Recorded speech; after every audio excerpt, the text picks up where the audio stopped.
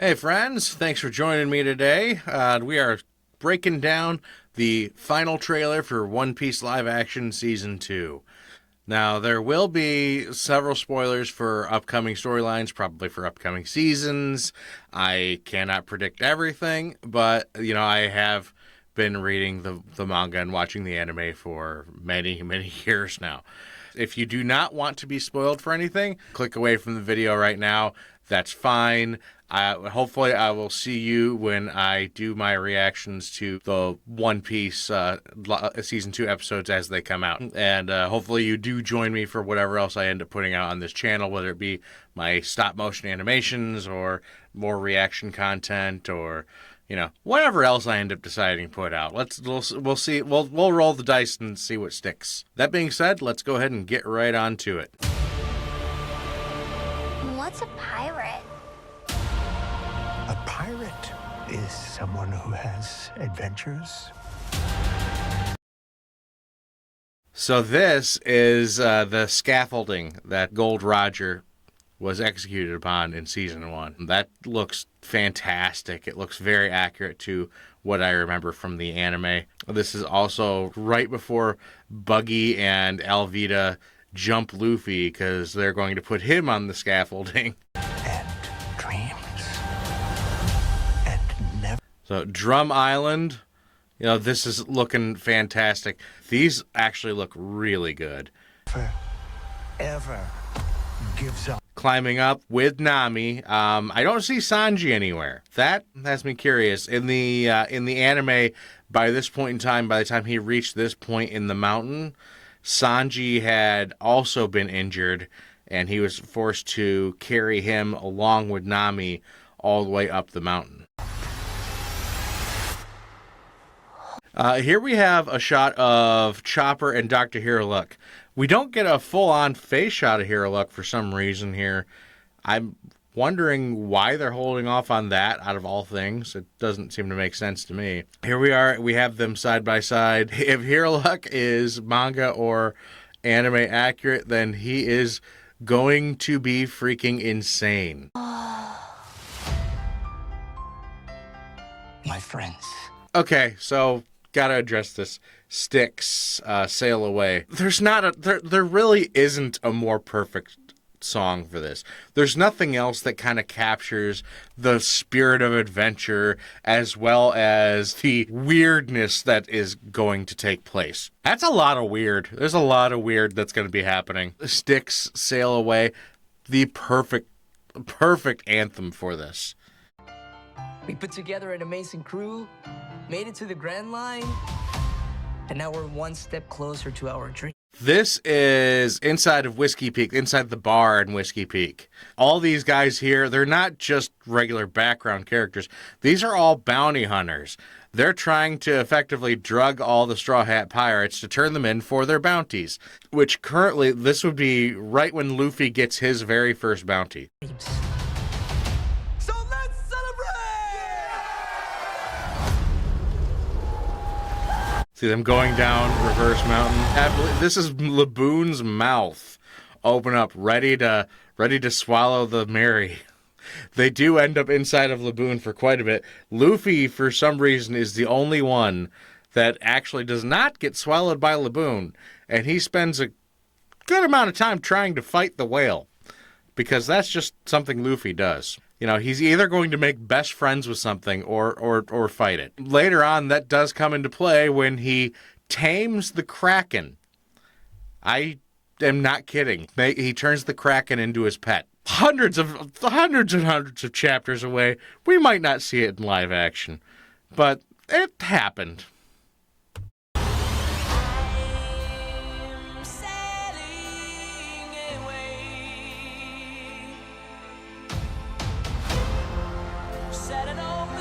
This is Little Garden. This is where the dinosaurs are. Also, this is where we get introduced to the giants, Broggy and Dory. They fight every single day. That's how they settle their arguments on Elbaf, is by having a big fight. But they've been they're so evenly matched that they've been going at it for over 100 years at this point. Well, they forgot a long time ago what they were actually fighting about. At this point, it's just honor that's keeping them going. So something that I kept missing whenever I was watching this trailer before was Vivi was here. The entire time, Vivi's been here. Something that I have not seen in any of the trailers and has me concerned that they just cut him out is her duck, Karoo. The reason I am concerned that they cut him out is because he's kind of, it might not seem like it because he's a freaking duck, but he's kind of pivotal during the last section of Alabasta. The Grand Line is a dangerous place. Mr. 8, also known as Igaram. This is Vivi's chancellor. He works in the Alabasta Royal Kingdom. He is here accompanying Vivi in this mission that they're on and trying to keep her safe. Careful who you trust.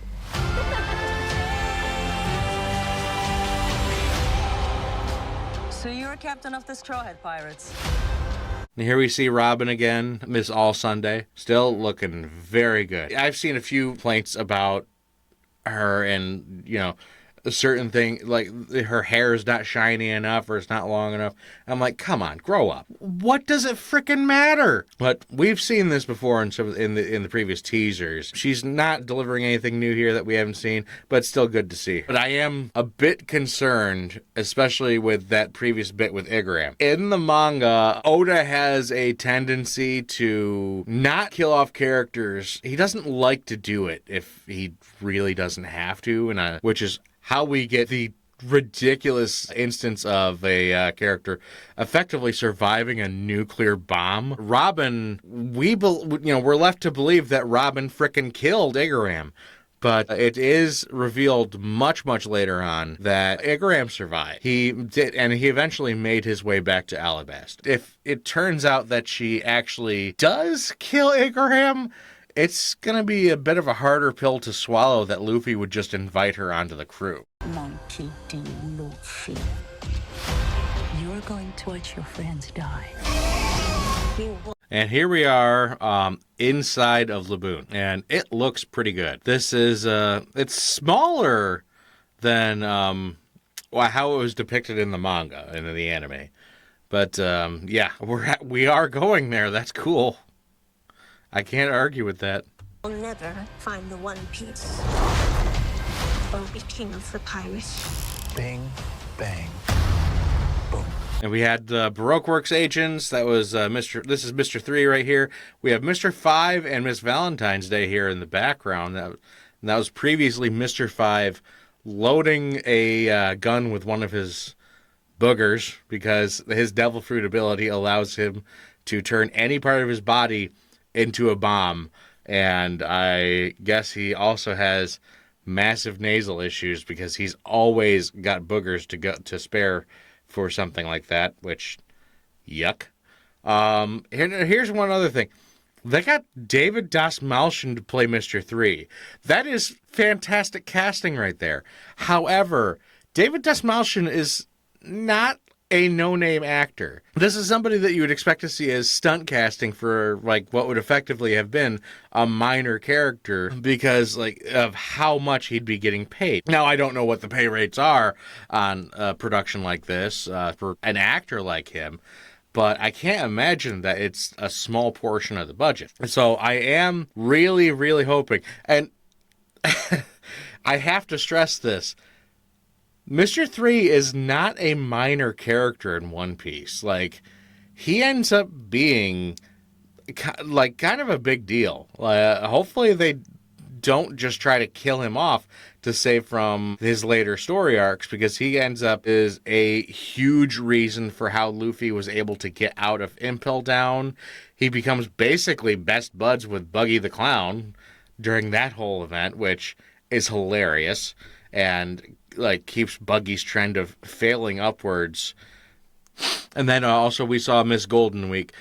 Miss Golden Week is an interesting one. Her abilities have nothing to do with Devil Fruit powers. This is his Wax Castle. Here we can see Zoro, Nami, and Vivi being turned into wax statues. Something that we don't see is Broggy. who would have also been fairly close by being turned into a wax statue, originally impaled Broggy on the ground.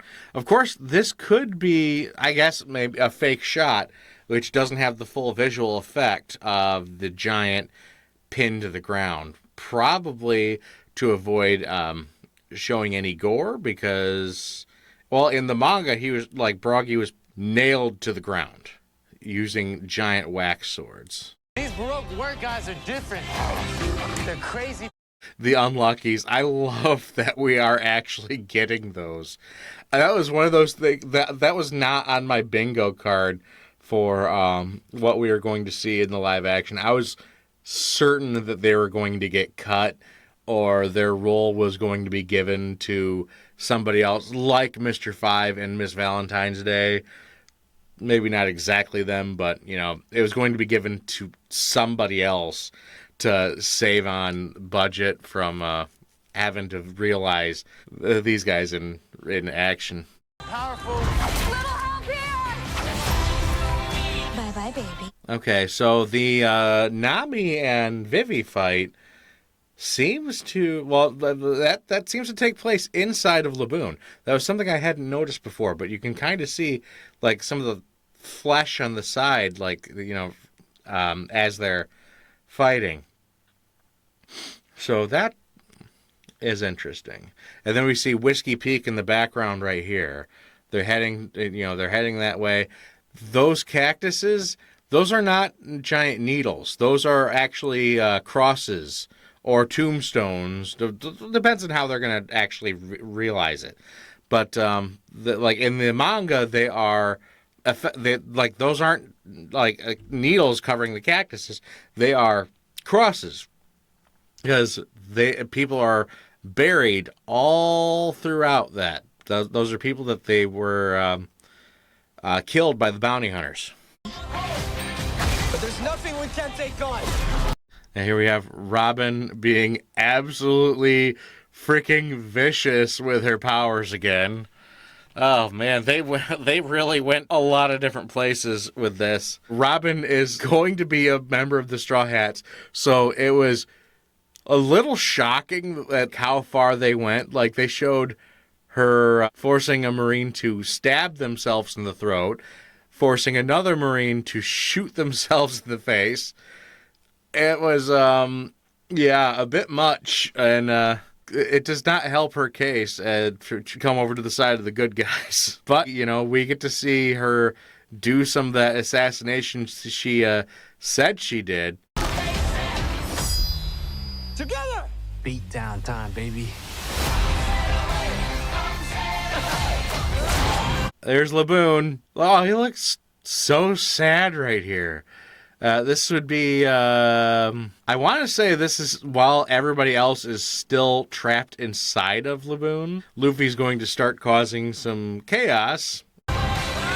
This is Crocus. This is our first look at a Gold Roger pirate. That's right, Crocus was the ship's doctor. He was, I believe, the one that originally diagnosed Goldie Roger with whatever fatal illness he had. Because that was one thing that always never seemed to make sense to a lot of raiders. If Roger was the king of the pirates and effectively the strongest man around, at least enough to rival like characters like Whitebeard and Kaido, how exactly did anybody catch him?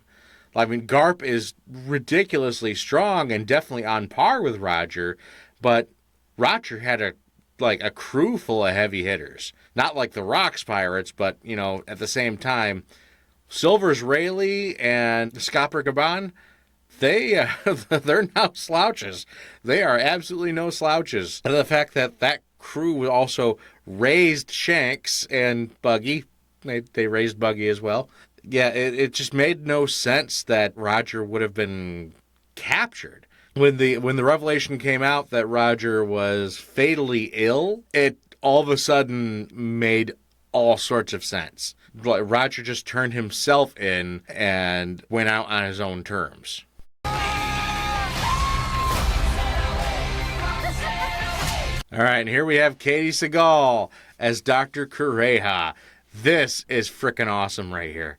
We didn't get Jamie Lee Curtis. Jamie Lee Curtis was busy filming other stuff. She had prior commitments she had to do. Unfortunately, like that's just how it worked. But we did get a really good replacement. Katie Sagal is not somebody to complain about. I am stoked that we got her, and I cannot wait to see exactly how she owns this role. So Usopp's new goggles, he gets those in Logtown, and there's a little storyline that went along with them. So, but I'm going to assume that might end up getting cut out. We shall see. And Zoro is testing out one of his new swords. This, I believe, is that Yubashiri? This would be the Sandai Kitetsu, right? I'm like, oh, see how I need to see how they're drawn. So yeah, Zoro is going to be testing out Yubashiri here, the red-handled one. That is the Sandai Kitetsu. Those are the new swords that Zoro gets this season to replace the ones that were shattered when he fought Mihawk. If it had stuck a bit closer to the manga, Zoro would have used Johnny and Yosaku's swords to help him fight Hachi. But they cut out Hachi, Johnny, and Yosaku from the Arlong arc in One Piece live action. So, oh well. That's the only knock-on effect of that is that Hachi was a somewhat important character going into the Sabaudi archipelago arc, which we're still a long ways away from even worrying about. It's not like he can't possibly be introduced then. It's just I imagine that he was probably a bit too expensive of a character to realize in live action, considering that he was an octopus and had 6 arms. Now!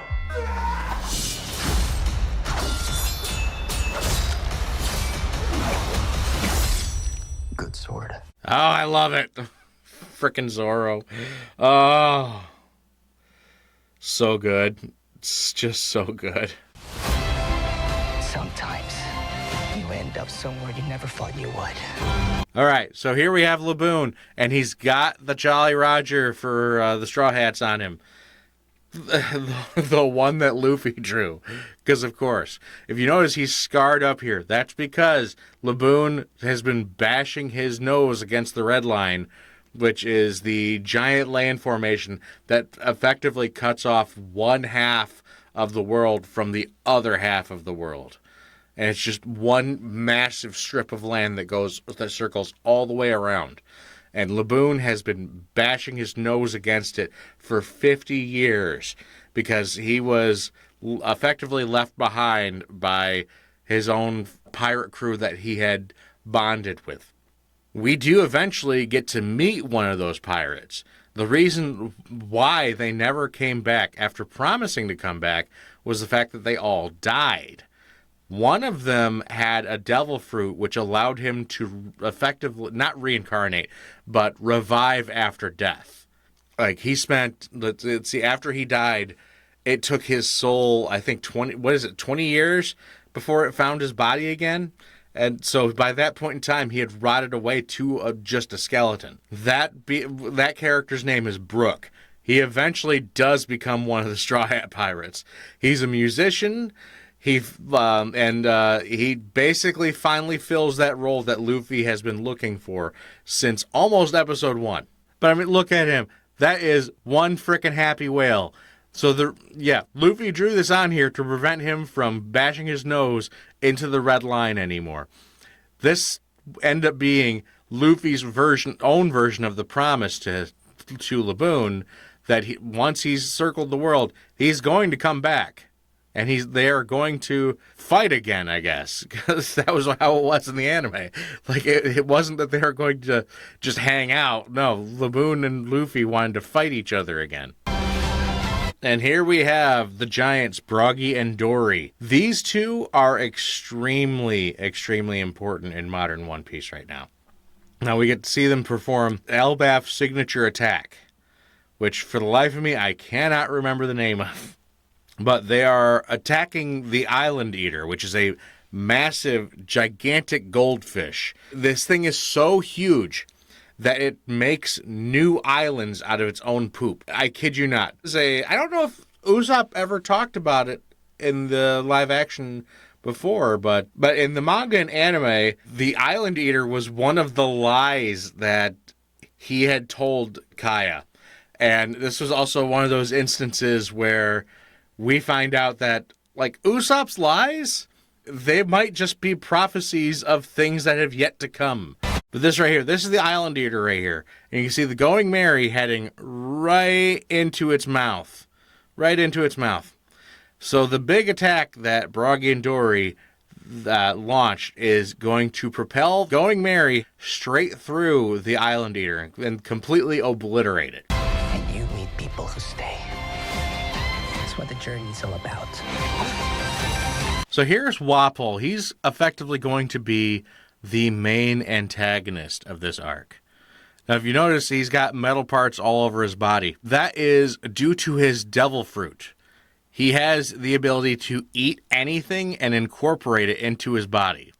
And in my opinion, he doesn't exactly use it in the most creative of ways. I will freely admit Wapol is not anyone's favorite villain.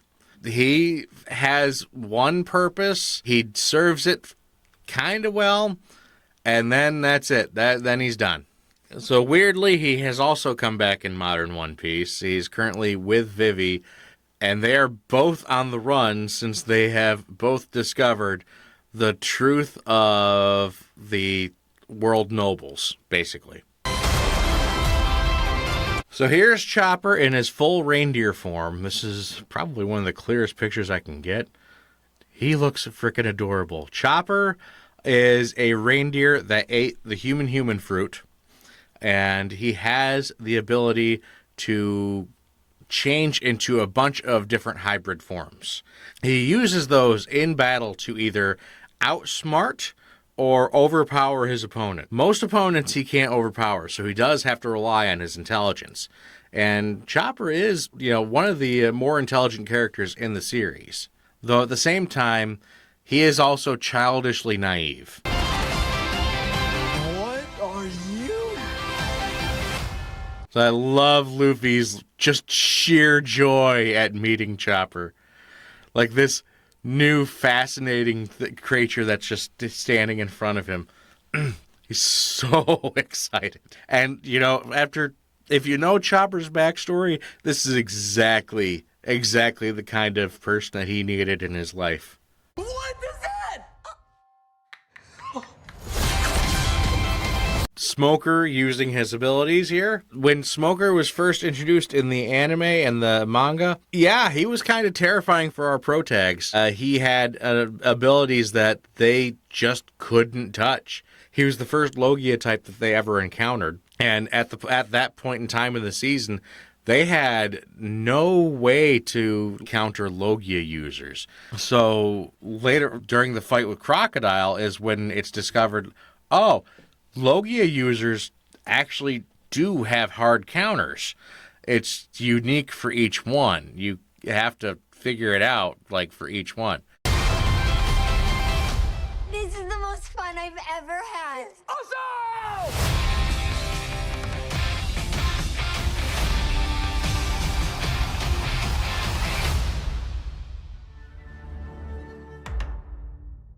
So that was the One Piece trailer. I am stoked. I am absolutely stoked. I cannot wait. I will be doing reactions to the season 2 episodes.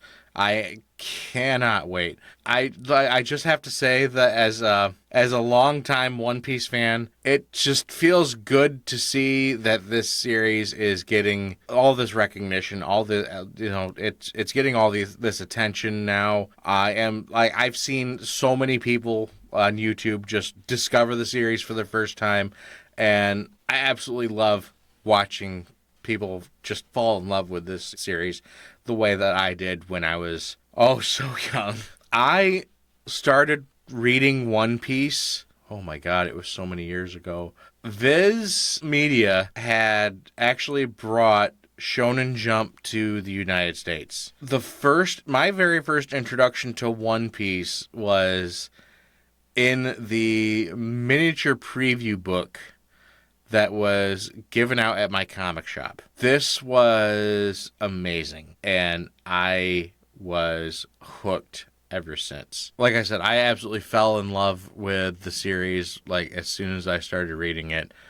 I remember being so very disheartened when 4Kids premiered their version of the anime.